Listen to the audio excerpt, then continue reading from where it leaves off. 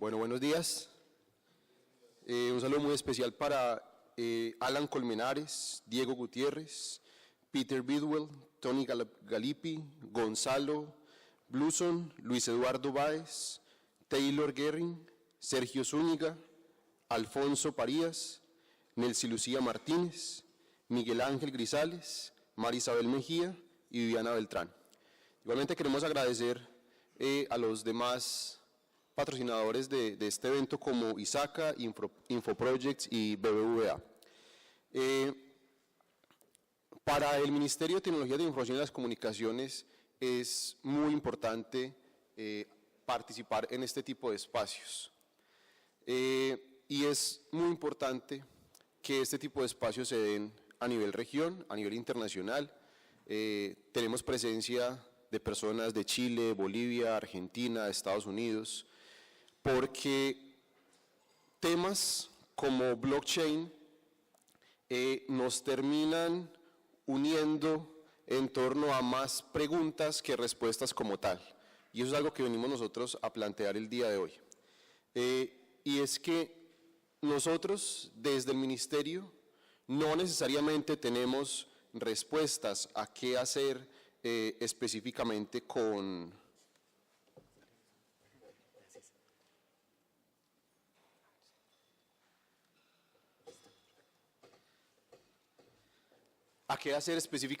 blockchain, sino más bien qué pregunta nos estamos haciendo que blockchain podría ayudarnos a solucionar. Espera un segundo.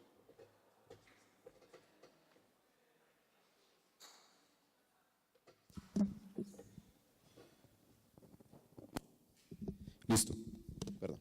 Entonces vamos a hablar un poco sobre blockchain y la economía digital. ¿Por qué vamos a hablar sobre blockchain y la economía digital? Porque no necesariamente, porque en el Ministerio en estos momentos estamos trabajando, no sé si ustedes hayan escuchado, el Viceministerio de TI, que acá tenemos a nuestra ex viceministra, está en proceso de transformación a el Viceministerio de la Economía Digital. ¿Y por qué estamos hablando del Viceministerio de Economía Digital? Estamos hablando del Viceministerio de Economía Digital porque todos hemos escuchado que los datos son el nuevo petróleo. Y los datos se van a convertir, se están convirtiendo en el combustible de esa nueva economía digital. Pero esto nos trae, digamos, si lo estamos viendo como una analogía tal cual, en los cuales los datos son valor en sí mismos, como es el petróleo, ¿qué debemos hacer para salvaguardar ese valor que está siendo generado por los datos? Primero que todo, pues tenemos que empezar a ver los datos como una infraestructura. Y no se trata de verlos como una infraestructura porque quisiéramos hacerlo, sino que lo primero que tenemos que hacer es ver si en realidad los datos pueden ser definidos como una infraestructura desde un punto de vista teórico. Y para que algo sea definido como infraestructura, pues tiene que cumplir 3 criterios. El primer criterio es el criterio de no rivalidad. El criterio de no rivalidad lo que nos indica es que el recurso se pueda consumir de una forma no rival para un rango apreciable de demanda, que no es más que otra cosa que el hecho de yo consumir algo no esté privando a otra persona de que también lo pueda consumir hasta cierto punto. Entonces, eso es muy claro que un dato al menos cumple con ese criterio.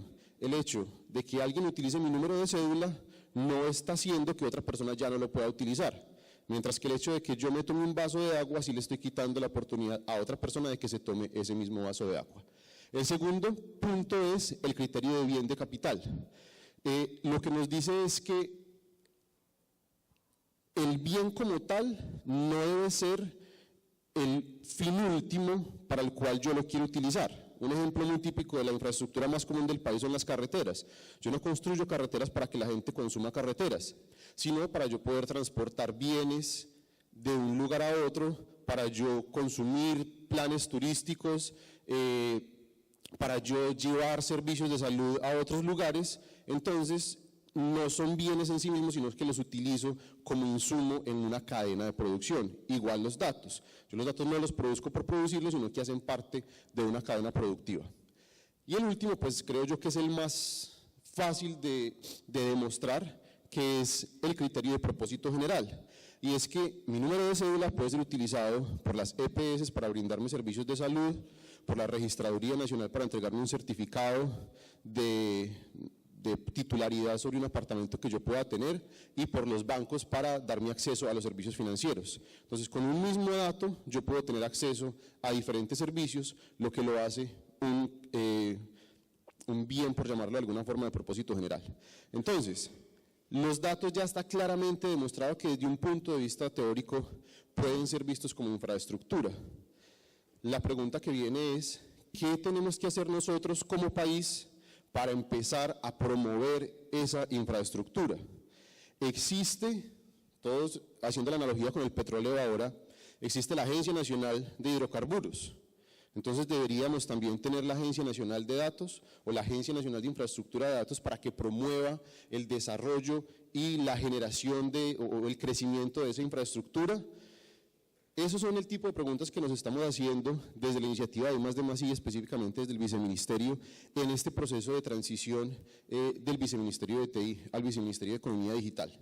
Ahora, yo sé que este es un evento de blockchain, pero queríamos empezar a hablar de esto para contarles por qué llegamos nosotros a hablar de blockchain y por qué llegamos nosotros a mirar blockchain como digamos, un actor fundamental de este ecosistema.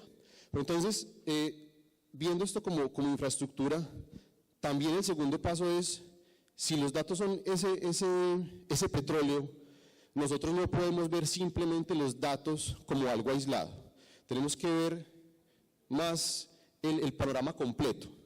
Y ahí lo que hicimos fue, de una forma muy sencilla, yo sé que esto técnicamente podría estar mal visto, esta pirámide que estamos planteando acá, pero la forma de transmitir el mensaje hemos encontrado un poco sencillo decir que el ecosistema de datos podría ser visto como una especie de pirámide, en la cual, en la base, pues nosotros tenemos que generar datos, porque si no los generamos, ¿qué vamos a hacer? No tenemos con qué trabajar. En el segundo nivel, tenemos que hacer análisis de esos datos, porque de nuevo, si los tengo pero no los analizo, pues ¿para qué los voy a generar en primer lugar? Y en la parte de arriba de la pirámide ya tenemos la generación automática de conocimiento. ¿Esto qué nos indica?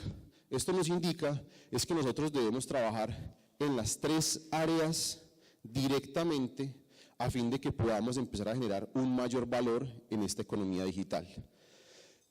Desde el Ministerio se ha venido trabajando entonces, en la parte derecha ven ustedes los conceptos y en la parte izquierda qué es lo que se está haciendo un poco. Entonces, tecnología que nos permite generar datos, pues para eso está Internet de las Cosas. Para análisis de datos, pues tenemos inteligencia, tenemos BI, tenemos data mining, tenemos Big Data y en la parte de arriba tenemos inteligencia artificial. Ahora, ¿por qué es importante blockchain también desde un punto de vista más de oportunidad para el Estado colombiano? Pues en primer lugar porque una de las implementaciones sobre blockchain, obviamente más conocida, es Bitcoin. Y Bitcoin está moviendo en estos momentos alrededor de 12.3 billones de dólares. Hombre, si tenemos una cosa que está moviendo 12.3 billones de dólares, no nos podemos hacer los de la vista corta, por llamarlo de alguna forma, y decir, no está pasando absolutamente nada. En segundo lugar, necesitamos generar confianza, y eso lo vamos a ver en la siguiente diapositiva. Para que esa pirámide que acabamos de ver funcione de una forma correcta, necesitamos generar confianza entre los diferentes actores. Aparte de todo, en una encuesta a 253 empresarios, el 86% creen que blockchain va a tener un impacto en los servicios financieros y el 14% decía no, yo creo que todavía es muy pronto para decir algo, pero ya el 86% nos está diciendo, oiga, nosotros creemos que esto va a tener un impacto importante, y el 70% creen que la tecnología de blockchain también tendrá un impacto en gobiernos y negocios por fuera de los servicios financieros. Ahí ven ustedes específicamente la palabra gobierno. Y finalmente el 52% creen que más o menos se espera que la tecnología blockchain se expanda a todos los sectores de la economía en aproximadamente 5 a 10 años. Eso podría parecer mucho, pero ustedes saben que en el sector de tecnología 5 a 10 años no es prácticamente nada. Como les decía, voy a pasar aquí un poco rápido por esta. Como les decía, para que esta pirámide funcione de una forma adecuada, necesitamos generar confianza. ¿Qué es lo que está sucediendo? Lo que sucede es que los que generan los datos no los quieren compartir con los que pueden analizar los datos, porque dicen, no, es que ese dato a mí me costó mucho generarlo, usted qué es lo que va a hacer con él, cómo lo va a manejar, cómo lo va a proteger, y eso sucede inclusive entre las mismas dependencias de las entidades del Estado. No estamos hablando siquiera de colaboración entre lo público y lo privado, entre diferentes entidades, sino entre diferentes dependencias de una misma entidad estatal. Uno hace una solicitud a otra dependencia y lo que le dicen es, pero lléneme este formulario, dígame por qué, para qué la va a utilizar, quiénes van a ser los que van a tener acceso a esa información, porque existe una falta de confianza. Y eso sucede en toda la cadena en la cual yo arranco en la parte de abajo y quiero subir.